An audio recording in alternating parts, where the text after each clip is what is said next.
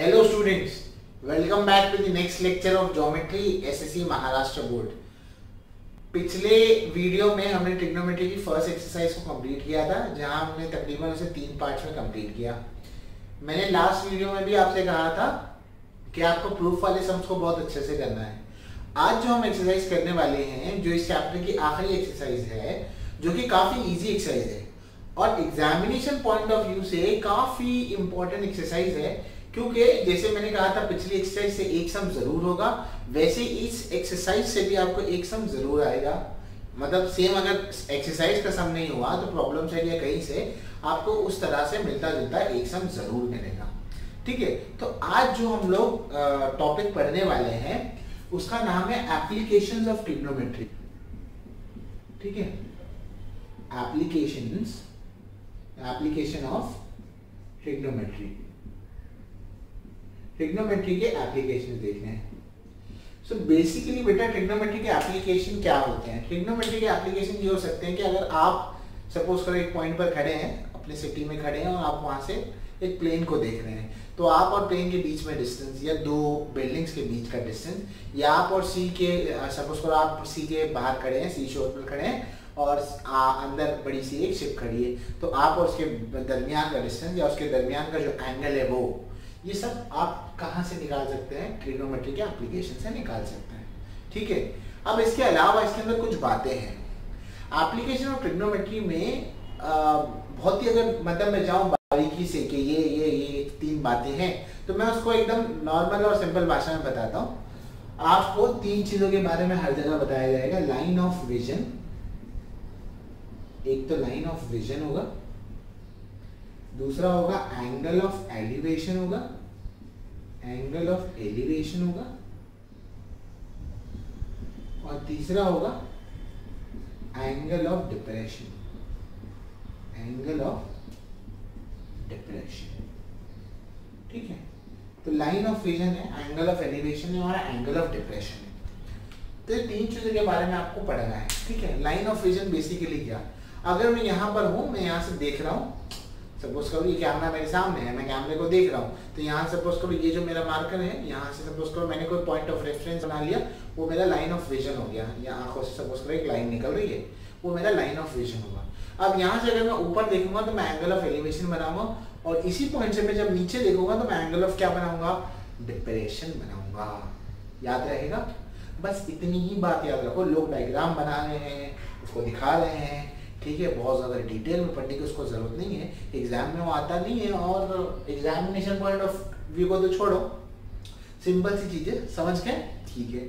इसके अलावा इसके अंदर प्रॉब्लम्स कैसे होंगे? इसके अंदर प्रॉब्लम बेसिकली जो हमने ट्रिग्नोमेट्री के बेसिक फॉर्मूलाज पढ़े थे, जैसे sine theta opposite upon hypotenuse होता है, cos theta adjacent upon hypotenuse होता है, तो बेसिक फॉर्मूले रिवाइज कर लो तो वो काम आएंगे। इसके अलावा जो हम प्रॉब्लम्स करेंगे काफ़ी ज़्यादा डिस्क्रिप्टिव होंगे। ठीक है, तो फिलहाल जो मैं वीडियो में प्रॉब्लम करा रहा हूँ उसमें ज्यादा डिस्क्रिप्शन नहीं लिख रहा हूँ।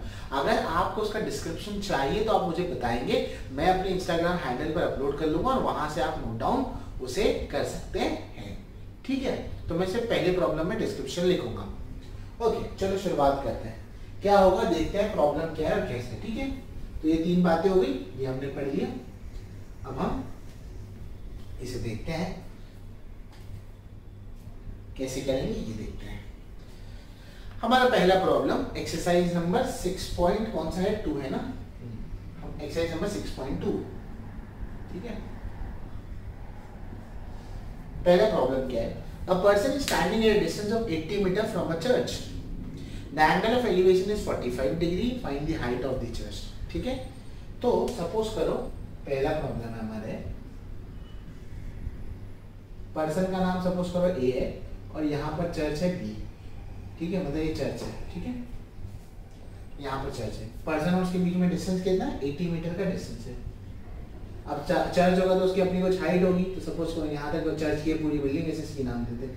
अब यहाँ से आदमी उस चर्च की टॉप को देख रहा है। अब यहाँ से जब टॉप को देख रहा है तो नीचे से ऊपर जब देखेगा तो एंगल ऑफ एलिवेशन बनाएगा, तो वो एंगल ऑफ एलिवेशन कितना बनना है? 45 डिग्री का बनना है। ठीक है, चर्च सीधा खड़ा होगा तो जमीन के साथ इसका एंगल कितना होगा? 90 डिग्री का। ठीक है, आपको पूछा है चर्च की हाइट फाइंड आउट करनी। चर्च की हाइट ये है, मान लो कि ये h है, तो आपको ये निकालना है कि h कितना होगा। इतनी बात समझ गई? ठीक है, ठीक है। फिर से मैं बता दूं क्या बोला मैंने कहा कि पर्सन ए है और यह चर्च है की बिल्डिंग है। पर्सन ए और चर्च की बिल्डिंग के बीच में 80 मीटर का फासला है। अब यहाँ से पर्सन ए चर्च के टॉप पर देख रहा है, जब चर्च के टॉप पर देखता है तो एंगल कितना बनाता है 45 डिग्री का, और ये यहाँ पर क्या है उसकी हाइट है। ठीक है, यहाँ तक होने के बाद अब आपको चर्च की हाइट निकालनी है कि चर्च की हाइट क्या होगी। अब चर्च की हाइट निकालने के लिए पहला क्वेश्चन में मैंने जैसे कहा था मैं डायग्राम का डिस्क्रिप्शन दूंगा, तो मैं यहाँ पर आपको डायग्राम का डिस्क्रिप्शन दे रहा हूँ। ठीक है, हाँ, अपन ऐसे लिखेंगे इसके लिए, let A B be the distance between A B be the distance between church and the person. ठीक है, देयरफॉर ए बी कितना है बेटा 80 मीटर। ठीक है, इतना समझ गए? अब ये हो गया। अब यहां तक होने के बाद ये तो हो गया, ए बी कितना आ गया 80 आ गया। Let B C be the height of church लेंगे, let B C be the, आप अपने हिसाब से भी डिस्क्रिप्शन लिख सकते हैं, ये कोई स्टैंडर्ड फॉर्म नहीं है इसका लिखने का। ठीक है, let B C be the height of church, let B C be the height of church. अगर बी सी हाइट है चर्च का तो बी सी क्या है, बी सी को हमने क्या लिया डायग्राम में एच लिया है। ठीक है, आगे ये वाला एंगल का नाम क्या है, सी ए बी नाम है। Measure of angle C A B कौन सा एंगल है वो, एंगल ऑफ एलिवेशन, बराबर। तो ये एंगल ऑफ एलिवेशन है, और ये एंगल ऑफ एलिवेशन कितना दिया आपको 45 डिग्री दिया है। ठीक है, अब यहां तक हो गया। ये थीटा है, ये 90 है। 90 की सामने वाली साइड क्या होगी बताओ, हाँ हाइपोटेन्यूस होगी। थीटा की सामने वाली साइड कौन सी होगी, अपोजिट होगी, और जो बच जाएगा वो क्या है, एडजेसेंट है। ठीक है, तो देखो मेरे को एडजेसेंट साइड दी और अपोजिट मुझे निकालनी है, तो अपोजिट और एडजेसेंट को मिलाकर कौन सा रेशियो बनता है, 10 का। कॉट का भी बनता है वैसे, मान लो 10 या कॉट का, तो 10 का रेशियो बनता है। तो देयरफॉर हम tan थीटा अप्लाई करेंगे यहाँ पर। Therefore by applying tan theta क्या होता है, अपोजिट अपॉन एडजेसेंट होता है, बराबर। थीटा का वैल्यू क्या आएगा 45 आएगा, तो यहाँ क्या आएगा tan 45। अपोजिट साइड का नाम क्या है, अपोजिट साइड का नाम है BC, एडजेसेंट साइड का नाम क्या है AB। tan 45 का वैल्यू क्या होता है 1, BC का वैल्यू क्या है 80, AB का वैल्यू क्या है H बंदा क्या हो जाएगा H, तो ये कितना आएगा 80 मीटर। ठीक है, तो फाइनल कंक्लूजन क्या आएगा, therefore the height of church is 80 metre. समझ गए? अगर आपके मन में ये आ रहा है कि सर यहाँ पर tan थीटा के अलावा cos theta sin theta apply कर सकते थे, अगर sin थीटा अप्लाई करते तो हाइपोटेनियस अपोजिट और हाइपोटेनियस कितना बढ़ता, हाइपोटेनियस तो मुझे निकालना ही नहीं है, तो मैं क्यों नहीं करूंगा। ठीक है ना, तो आपका जो भी इंटरेस्ट होगा उसको देखो, उसको मिलाकर कौन सा ट्रिग्नोमेट्रिक रेशियो बनता है उसको ले लो। तो सबसे पहले करेक्ट डायग्राम बनाना, एग्जाम में डायग्राम बनाना कंपलसरी है, उसके नीचे करेक्ट डिस्क्रिप्शन लिखना, उस पर ही मार्क्स है, उसके बाद फिर आंसर निकालना, उस पर मार्क्स है। ये फाइनल स्टेटमेंट अगर नहीं लिखोगे तो आधा मार्क्स कट हो जाएगा। ठीक है, कॉपी कर लो इसको, पहला क्वेश्चन हो गया। अब हम जाएंगे दूसरे सवाल पर। ठीक है, तो हमारे दूसरे सवाल के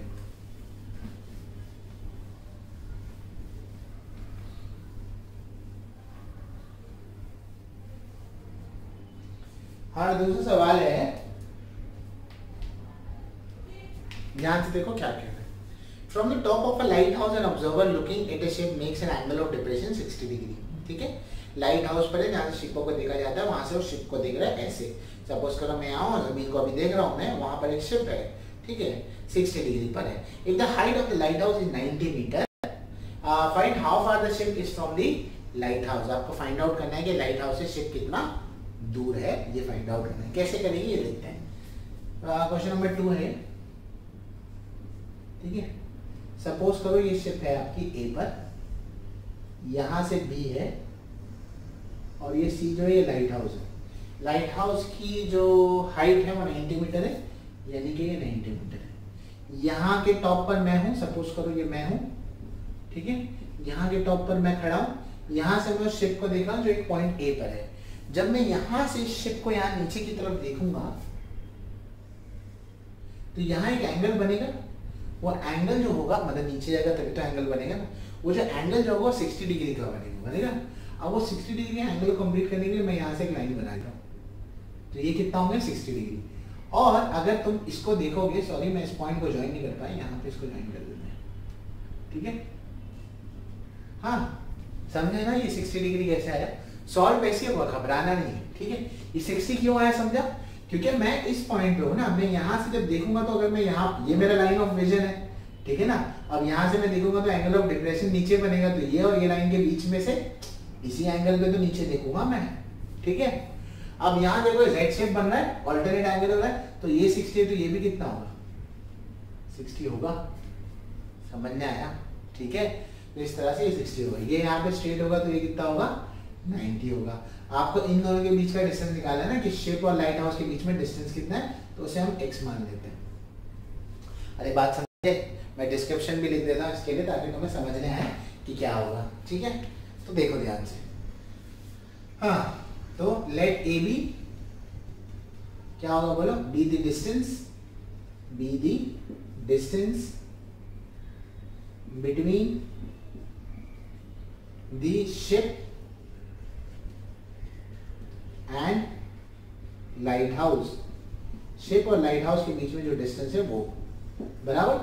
देयरफॉर ए बी को हमने क्या मान लिया, therefore A B is equal to क्या मान लिया, x मीटर मान लिया, ठीक है। अब let B C be the height of lighthouse, ठीक है, let B C be the height of lighthouse होगा, तो दिखेगा ना यहाँ पर आपको, मैं ऊपर लिख देता हूँ इसको इसके आगे से, हाँ ये लाइट हाउस है। देयरफॉर BC कितना होगा, BC होगा 90 मीटर, BC कितना आ गया आपके पास 90 मीटर आ गया, ठीक है। तो BC कितना हो गया 90 मीटर हो गया। अब इसके अलावा ये वाला एंगल का नाम यहाँ पे D ले लेते हैं, ठीक है। Measure of angle DCA sorry, major of angle DCA ये क्या है, एंगल ऑफ डिप्रेशन है, ठीक है। और क्वेश्चन के हिसाब से वो कितना दिया हुआ है 60 डिग्री है, बराबर। और फिर हम ये वाले एंगल को इसके एंगल के इक्वल लिख देते हैं, क्यों, क्योंकि ट्रायंगल में सॉल्व करने के लिए आसानी होगी ना। तो आगे हम लोग लिखते हैं मेजर ऑफ एंगल DCA ये किसके इक्वल है, DCA किसके इक्वल है, CAB के इक्वल है, is equal to measure of angle CAB is equal to 60 degree. Reason क्या आएगा, ऑल्टरनेट एंगल, ठीक है। मानकर चल रहे हैं कि ये दोनों लाइन क्या है, पैरेलल है, तो ये क्या आ गया बेटा आपका ऑल्टरनेट एंगल, हाँ तो ऑल्टरनेट एंगल से ये क्या हो गया आ गया। अब इसी पर आते हैं, अब बताइए ट्रायंगल में कौन सा ट्रायंगल है, ट्रायंगल ABC। पिछला सम में ना मैं लिखना भूल गया था, ABC ट्रायंगल ऐसा कुछ, तो उसको लिखा करो। सो इन ट्रायंगल ABC, ठीक है, हाइपोटेन्यूज 90 के सामने जो हो गया हाइपोटेन्यूज है, थीटा के सामने जो हो गया अपोजिट है, और यहाँ पर क्या है एडजेसेंट है, ठीक है, फेयर इनफ। तो ये ट्रायंगल ABC में क्या होगा, इस ट्रायंगल ABC में ये होगा कि आपको निकालना क्या एडजेसेंट और अपोजिट है। अगेन अपोजिट और एडजेसेंट को मिला के tan थीटा ही बनता है इस बार भी, तो tan theta is equal to क्या होगा, अपोजिट अपॉन एडजेसेंट होगा, ये मानते हो। और थीटा की जगह क्या आएगा, थीटा की जगह आ जाएगा 60। अपोजिट साइड का वैल्यू क्या है, अपोजिट साइड का नाम क्या है BC, एडजेसेंट का नाम क्या है AB। tan 60 कितना होता है √3, टेबल तो आता होगा। BC कितना है 90 है, AB क्या है x है, ठीक है ना। अब इसको सॉल्व कैसे करेंगे, देखो ये x को यहाँ भेजा, √3 को यहाँ भेजा, तो ये हो जाएगा 90 अपॉन √3। डिनोमिनेटर को रैशनलाइज करो, क्लास 9 में रियल नंबर्स में किया था एक्सरसाइज नंबर 2.3 में लास्ट क्वेश्चन, ठीक है, वही करना है यहाँ पर। तो रैशनलाइज करना है डिनोमिनेटर को, तो अगर ये √3 इसको बाहर निकालना है तो यहाँ भी √3 से करना पड़ेगा और यहाँ भी √3 से, क्योंकि √3 से मल्टीप्लाई होगा तभी रूट से बाहर आएगा। तो ऊपर क्या हो जाएगा, ऊपर हो जाएगा 90 √3 हो जाएगा, और √3 इंटू √3 3 हो जाएगा, 3 1 जा 3 3 जा 3 0 जा, तो ये 30 √3 आ रहा है। अब कुछ लोग जो हैं अगर √3 का वैल्यू 1.73 दिया है तो 30 इंटू 1.73 करो और इसका फाइनल आंसर निकालो और स्टेटमेंट लिखो Therefore the distance between the ship and the lighthouse is this meter. अगर इतना ही दिया तो इतना ही आंसर लिखना उसका, समझ गए? तो इसका डिस्क्रिप्शन के साथ तुमको इसका लिखा दिया, होप सो समझ में आया होगा तुमको, ठीक है? ओके, हम अगले सवाल की तरफ बढ़े। हम चलो ये लिख लिए। ये होने के बाद अब हम जाएंगे हमारे नेक्स्ट क्वेश्चन की तरफ हम, ठीक है? तो देखते हैं हमारा नेक्स्ट क्वेश्चन क्या कहता है। ये तो क्वेश्चन नंबर 2 हो गया।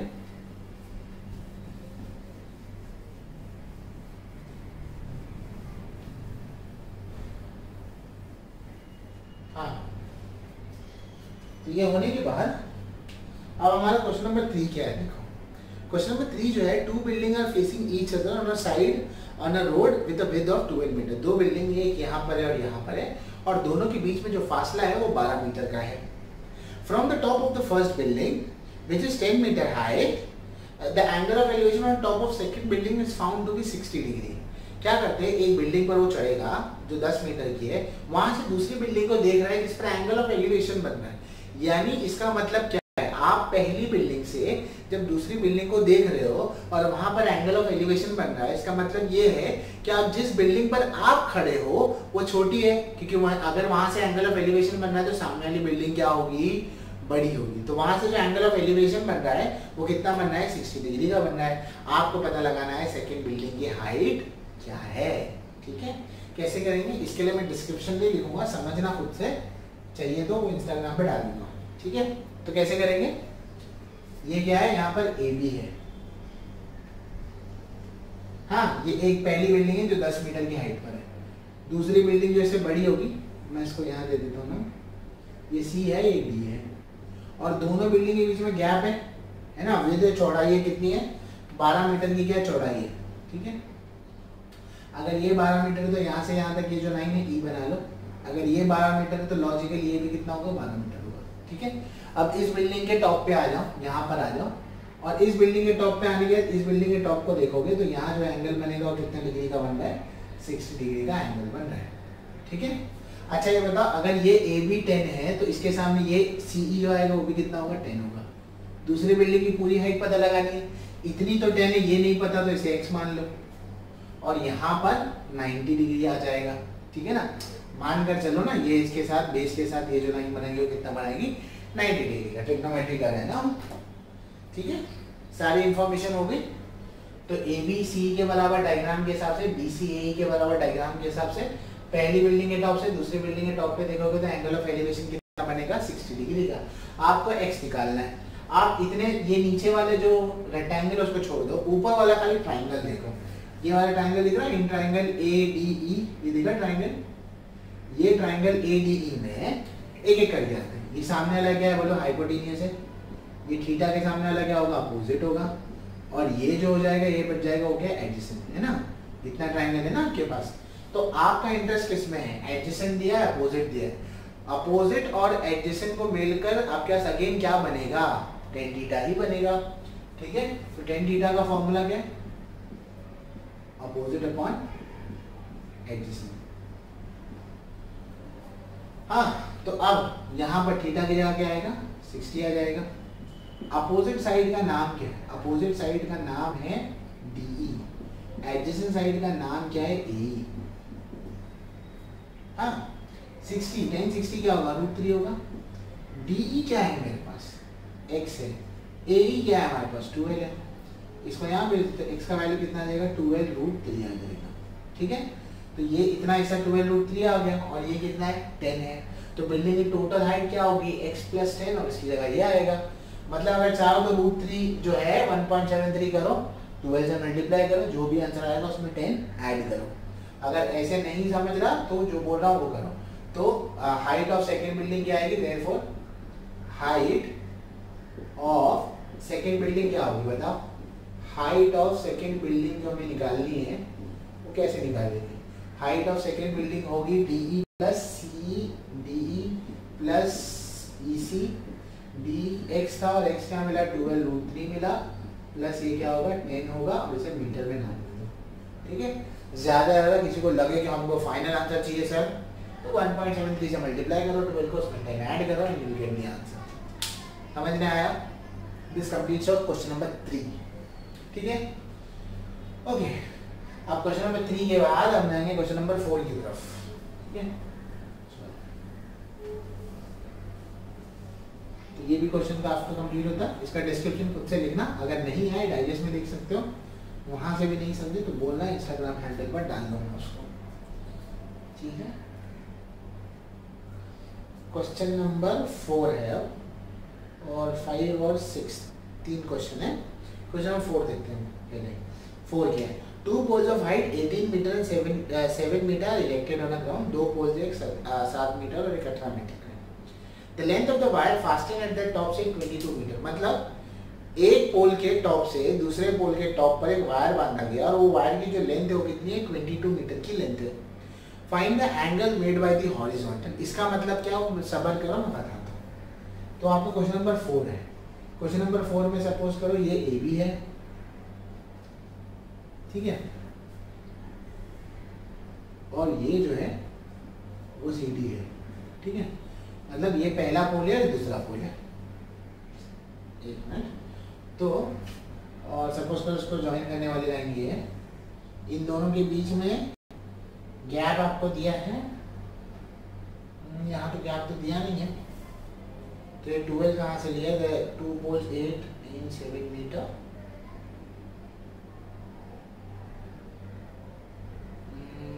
ठीक है, अच्छा देखते हैं पहले। चलो यहाँ देखो, हाँ, तो इसका पहले वाले पोल का लेंथ सपोज करो 7 है। ठीक है, इसको यहाँ से यहाँ ज्वाइन कर लो, ये E पॉइंट है, तो ये 7 है। अगर ए बी 7 तो ये भी कितना होगा? 7 होगा। इस पोल की टोटल हाइट कितनी थी? 18 थी। अरे 18 थी या नहीं थी? तो 18 में से 7 चला गया, तो ये कितना बच जाएगा यहाँ पे? 11। तो ये इतना हिस्सा कितने का आ जाएगा? 11 का आ जाएगा। समझ में आया कैसे आया? ठीक है,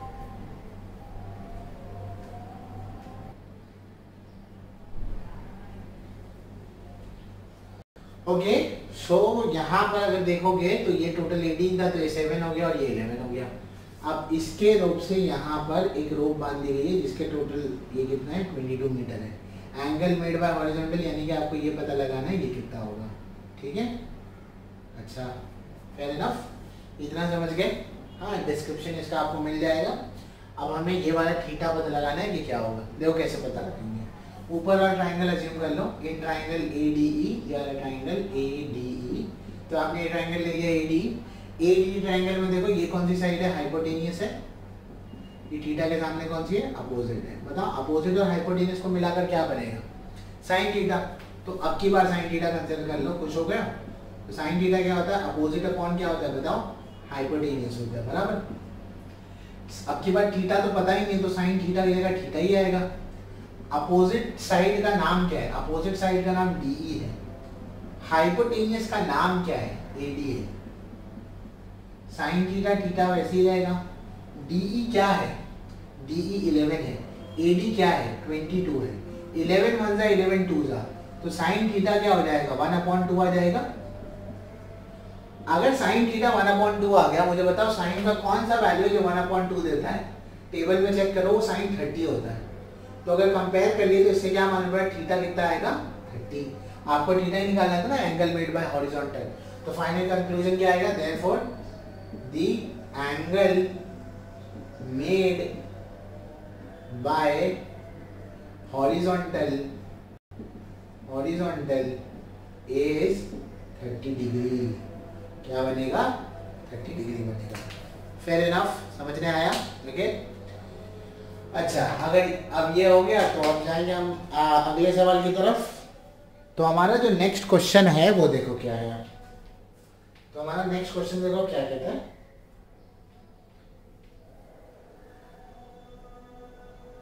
तो क्वेश्चन नंबर 4 हो गया। मैं क्वेश्चन नंबर 5 कराता हूँ, ठीक है, और क्वेश्चन नंबर 5 है। क्वेश्चन नंबर 6 आपके लिए एक होमवर्क में छोड़ रहा हूँ, करके देखो आपको समझ आता है नहीं आता। नहीं आता तो पूछ लेना। तो अब हम देखेंगे क्वेश्चन नंबर 5, आखिरी सवाल होगा हमारे लिए। इसके बाद वाला एक क्वेश्चन हम करके ट्राई करके देखेंगे। काफी इंटरेस्टिंग क्वेश्चन है क्वेश्चन नंबर 5, ठीक है। तो देखो कैसे होगा। इसको करने के लिए A storm broke a tree and tree top rested 20 meter from the base of the tree, ठीक है। तो यहाँ पर क्या हो रहा है, एक स्टॉर्म आया, झाड़ गिरा, झाड़ गिरने का तो अपनी जड़ से कितना दूर गिरा है, 20 मीटर की दूरी पर गिरा है। मतलब ये झाड़ था और ये झाड़ ऐसे गिरा, गिरने के बाद तो मतलब वो समझ लो उसका कुछ हिस्सा ऐसे गिरा है, टोटल नहीं गिरा, ठीक है। हाँ इतना हुआ। Making an angle of 60 degree with the horizontal, और जहाँ गिरा है वहां से कितना डिग्री एंगल बना रहा है, 60 डिग्री का एंगल बना रहा है। Find the height of the tree, ठीक है। कैसे करेंगे देखो, क्वेश्चन नंबर 5 है। सपोज करो ये टोटल ट्री था जो था AB।